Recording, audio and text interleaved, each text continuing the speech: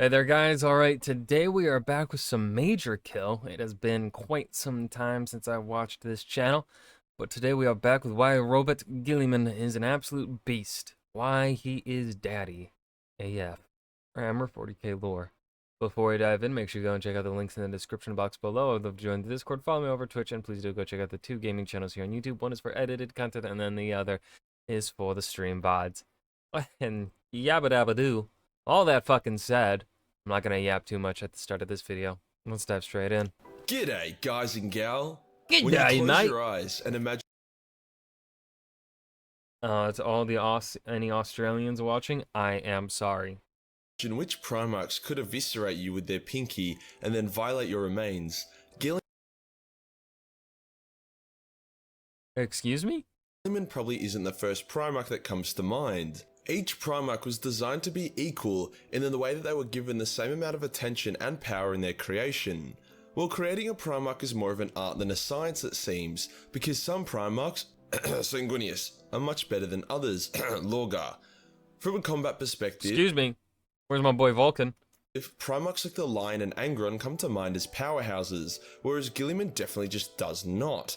But badassery doesn't come from talent or skill. Badassery comes from pushing yourself above and beyond, surprising people with your tenacity and ferocity, and basically achieving above what is expected of you. The guardsman that stood in front of the Emperor to protect him from Horus wasn't a very good fighter. If anything, he was a bit of a spurg. But his actions, although led to his horrific death, were extremely badass and convinced the Emperor not to give up. When you think of Guilliman, you think of a big blue nerd who is always super stern, a bit of a goody two-shoes who doesn't lose his cool. Well, today I'm about to rock your world, baby, and show you that Guilliman is an absolute beast and makes all the naysayers that tease him all the time look like silly little monkeys. If it wasn't obvious by my strange language at this point, I'm not allowed to swear until the 3-minute mark of this video. Let's get into it. When the Emperor wanted to clap the galaxy's cheeks, he created 20 God damn it. demigod super soldiers using some incredibly questionable methods, including, but not limited to, wanking into a tube and then stealing There's gonna be a lot of me probably just pausing and laughing my ass off. I don't apologize. power from the gods of hell. Each of his children, called Primarchs, were designed to represent one or more of his aspects of his character. For example, Magnus was the Emperor's thirst for knowledge and psychic prowess, Rogel Dawn was his unbreakable will, and Lorgar was his deep and regrettable taste for choir boys. Guilliman was his administration and practicality. Whilst this wasn't as exciting as Sanguinius' wings or Corvus' ability to become invisible, it was by far the most effective. So when the gods of chaos yeeted the baby Primarchs across the galaxy by taking advantage of the Primarch's mother's postnatal depression, Guilliman was the one. Oh yes, that is the reason. Okay, I remember.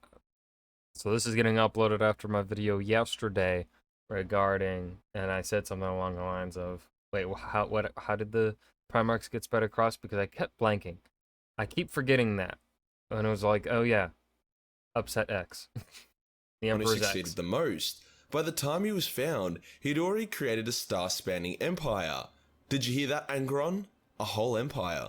For the most part, that is what Guilliman is known for, his immaculate tax returns. Everyone knows Guilliman is effective, but this isn't what this video is about. It wouldn't be a really fun video if it was titled Guilliman is Effective, Warhammer 40k Lore.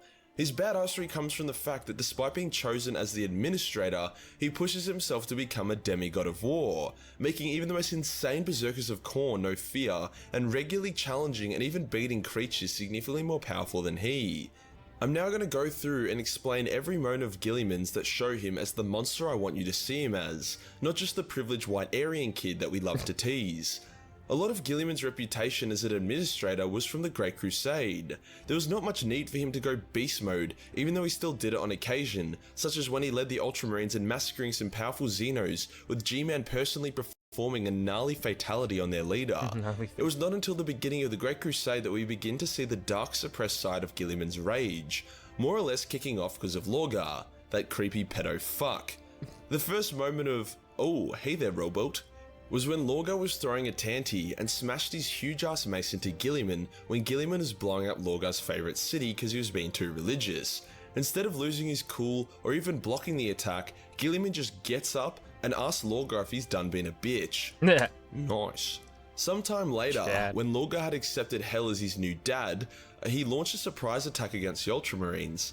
Now it did Fucking Guilliman here, or I'm assuming this is Guilliman, really looking like some reliefs of fucking Alexander the Great. take Guilliman a bit of time to realize what the fuck was going on.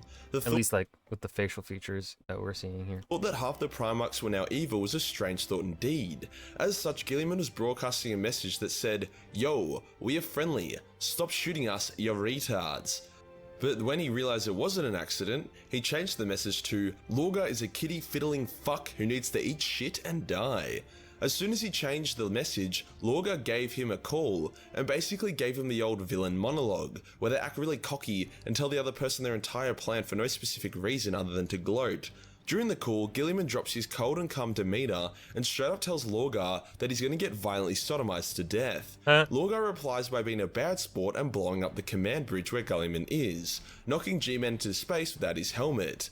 But that's just a minor inconvenience for the giant blue daddy, as he then proceeds to run around space, screaming in the void whilst pulverizing word bearers left, right and center in a shower of violence and death. G-Man then re-enters his ship and begins a counterattack. Now generally, a Guilliman counterattack would be him sitting in a bunker giving calculated and precise orders whilst Eldar Porn plays on a different monitor. That is more or less what Lorgar was expecting. I mean, I guess he was expecting Guilliman being blown up and thrown into space to be somewhat fatal, but this would be plan B. Guilliman instead was like, fuck this, and he went against his nature. He personally led an elite strike team from the front as they attack various heavily defended positions in order to gain the upper hand in the battle. There is a scene where a bunch of word bearers, including the powerful Gal Vorbak, who are guarding an important location. Guilliman pops in with a handful of Ultramarines, and they begin charging at the more numerous group of word bearers as they scream in rage and anger. The word bearers are so shocked that even the Gal Vorbak feel fear, the Gal Vorbak being demon marines. None of them raise their guns in time, and Guilliman gets to them and begins tearing them limb from limb in a massacre. It was seriously epic and very unexpected. Like, that's something Leman or Angron would do, as they were made to be ferocious. This new side of Guilliman allowed the Ultramarines to repel the word bearers. What should have been the destruction of the Ultramarine Legion turned into a slaughter of word bearers. As it should be. To an extent. Both sides got pretty fucked hard here. Now after this, Guilliman could and usually would have spent time regrouping and analysing the situation, thinking about the next move and the bigger picture. But Guilliman had unleashed the beast and all he wanted was revenge, so he put together the most patchwork makeshift fleet of ships that was still somewhat functional and begun chasing Lorgar, revenge burning in his pants. Eventually he catches up to Lorgar, who is buddied up with Angron. They get caught because Angron and Lorgar arrived at Angron's home planet, you know, the one that he couldn't conquer. You know, because he was the only Primarch who was unable to conquer his own planet. Loser. You know, because he fucking sucks. Yeah. Angron was taking too long having a cry and messing about, hence the Ultramarines led by their mightily pissed off Aryan overlord arrived. Lorgar and Angron had their capital ships and fleets of 2 legions. Guilliman had a ragtag team of ships that had been thrown together at the last minute. Take a guess who ended up winning the space battle. Guilliman's forces were able to destroy Lorgar's capital ship and nearly took over Angron's via boarding. G-Man was then able to blast a hole in the trader's fleet and land on the planet, where he immediately charged at Lorgar and the 2 fought. I would say at this point, Lorgar's power level was higher. He had accepted his psychic gifts, been powered up by chaos, and had fought against Corvus and numerous other space marines. Despite this, I would say Guilliman actually came out on top. It really depends which hit you count as harder. Either G-Man's uppercut, which shattered Lorgar's sternum and crushed his ribs, or Lorgar's mace to Guilliman's face, which tore off half of it.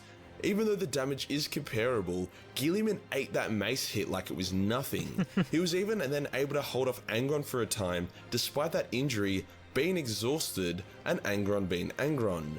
He only made the decision to finally fall back when Angron turned into a big-ass angry demon. You know, that's a decision I can really get behind. If he had stayed, he wouldn't have been a badass, he just would have been a retard. Did I mention that Guilliman was stabbed with the same knife that was used to mortally wound, then turn Horus to chaos? And you know what Guilliman's reaction was?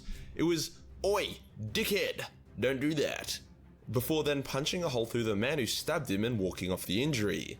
Sometime after this, Guilliman is in a position where he believes the Emperor is dead and the traitors have won, as he wasn't able to receive communications from Terra due to warp spaghetti.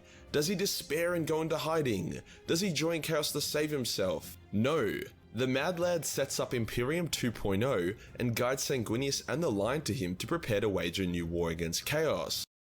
Despite setting this all up, as soon as he hears that his father is alive, he ditches everything and charges back to Terra, giving Sanguinius the opening to get back there in time and kind of save the day. Post-heresy, Guilliman was the only Primarch that was sensible enough to administer and rebuild the Imperium, while the rest of these loyalist brothers were chasing suicidal vendettas. Looking at you, Rogel. It takes a lot of restraint and willpower not to give in to the rage and desire to seek revenge. Unfortunately, G-Man allowed himself to get outplayed and fatally wounded by Fulgrim, which is a bit embarrassing, but even then he was still being a badass. He knew Fulgrim was the better fighter, but if only he could hold a Fulgrim for long enough, his fleet could have won the battle. Unfortunately, Bobby G didn't account for the fact that Fulgrim now had 4 arms and 6 tits, hence Bobby G suffered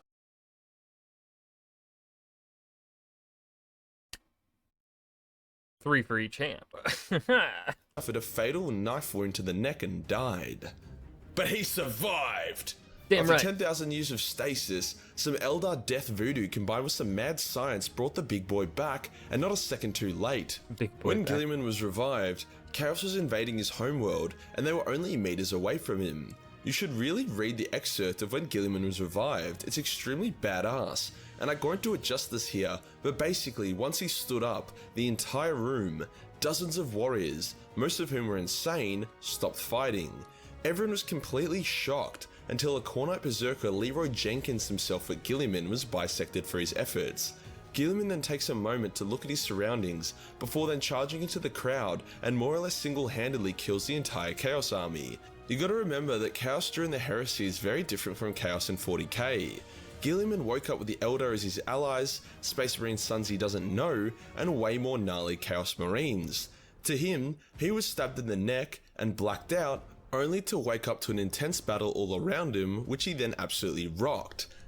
When he drove Chaos out of his home, he was tricked into putting on a Slaneshi crown. The crown was supposed to corrupt whoever wore it, but after a couple seconds, Guilliman removed it and had the Slaneshi spy arrested. After this, he entered in an absolute fiesta of a journey to Terra, where Magnus and his forces of Titsnitch were trying to fuck him every step of the way. When he finally got to the moon next to Terra, Magnus popped out and attacked him. Magnus, a massive red magic demon against our boy. With horny nipples. Magnus threw a building at Guilliman, set him on fire, and was just an all-round shitty brother. In return, Guilliman was able to break I think they're all kind of shitty brothers, except for Vulcan. Vulcan's Chad, #1. Best boy.